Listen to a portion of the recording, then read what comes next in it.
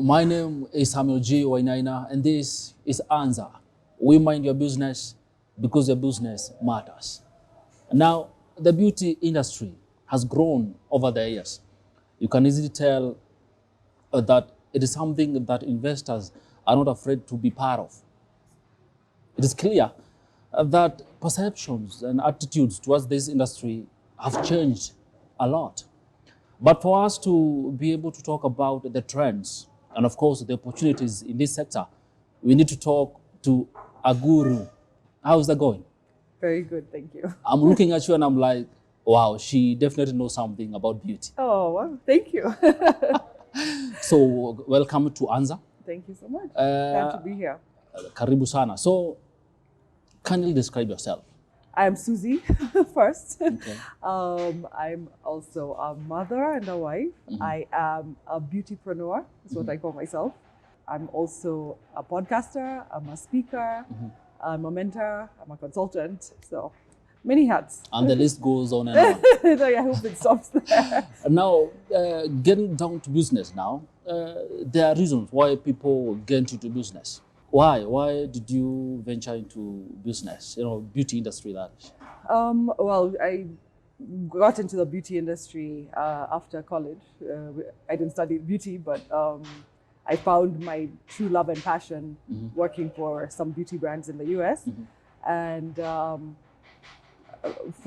think I've been in the beauty industry since my first beauty job. It's been 22 years. Wow. So two decades. Yeah, and still yes, counting. exactly. And it's all I know and all I love.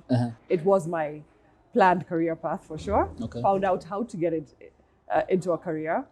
And then honed my skills, and after being in the US for 10 years, came back home and I was working as a freelance media makeup artist. When I left the US in 2007, I just knew, and I said out loud, that I'm not going to be employed ever again. And then I never have. So I guess I didn't know that I would get into business. I planned to just be, a beauty industry, makeup artist or whatever it would grow into. Okay.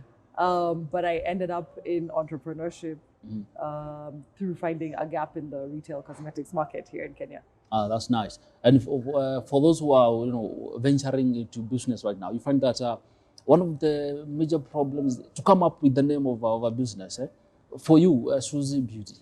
Yeah. Simple.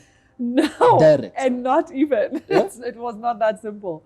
It's really funny. It's a funny story. I wanted to call it Paka Beauty. Paka Beauty. Yeah. You were talking about the cat.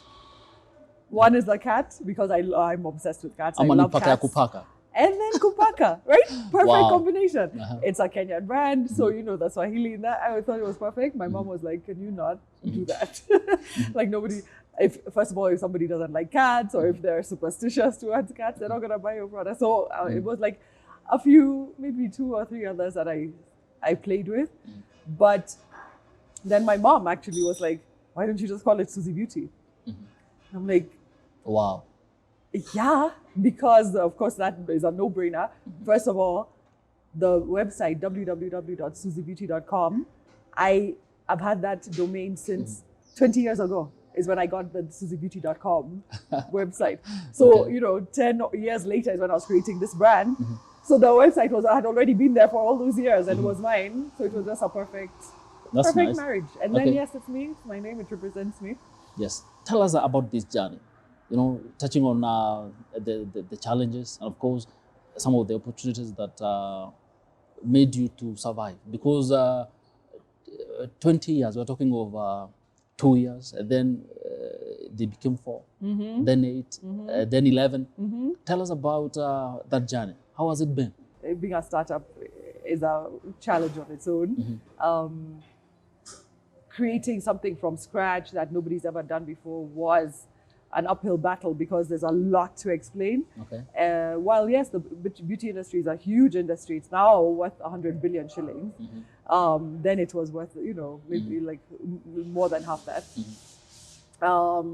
But everyone understands that. But so just being a first time, brand new story to tell I had to talk a lot. Okay.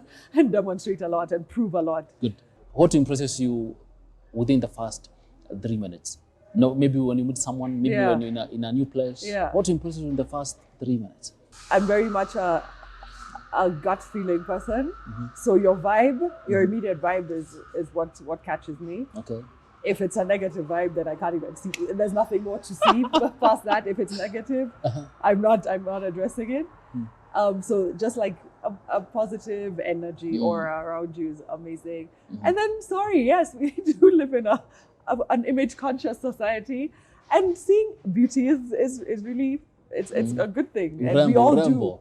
There's nobody that ever asked, do you want to look beautiful? There's nobody, no child, woman or man that's ever said no to that. The answer is always yes. Of course, it's always yes. Wonderful. So yes, the physical is nice, clean, neat, good looking, well put together. That's impressive. Fantastic. And then great smile. Okay. Happy people. Happy people. Yeah. That's nice. Let's be happy. Now, back in 2009, maybe something you saw and you say, I'm grabbing this opportunity. If you are to do the same right now, maybe you had the capital. If you're given the capital right now, would you still do the same? Or would you take a different path? Okay, so then either you're a genie or like you have special skills, because I am starting, I'm launching a second brand this year. So yes, I have seen an opportunity and yes, I've jumped on it, and I will be launching a second beauty brand this year. How hard or how is it when it comes to consistency in any business? Consistency is not hard for me because of how much I love what I do and how much passion I have for it. So it's not difficult. It's very important, and I think in any business. That's why, is it 95% of startups fail in the first year? Because if you don't love what you're doing, you will not be consistent. It's a problem. It's a problem more than it is. So even me, like within my businesses, I love it so much that even when I think, every few days I'm like, this is too hard. Let me just give. There's no. I've never come through with should I even bother? Like, let me just leave this alone now. It might occur for about 4 seconds. And it's right out the door. I have a bit of an imposter syndrome also. I'm like, why am I here? Why am I in this room? Like, why was I invited here? Are they sure? Are they gonna find out that like I'm just guessing also? I'm guessing my way through life. Like I think we all are. We'll be back.